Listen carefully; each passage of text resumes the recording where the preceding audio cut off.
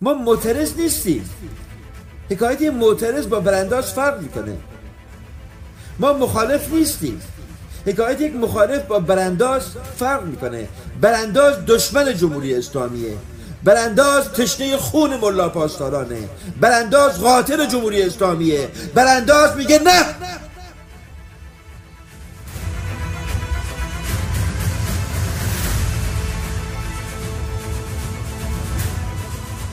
ولی معترض تصمیم میگیره و درباره نه و آره فکر میکنه. برانداز تصمیمشو گرفته. برانداز از مرحله اعتراض و مخالفت گذشته. برانداز یک اپوزیشن نیست. برانداز مخالف نیست. برانداز انمیه، دشمن جمهوری اسلامیه. این نکته خیلی مهمیه. تو وقتی میگی من براندازم، یعنی من حالم از هرچه بسیجی پاسدار به هم میخوره.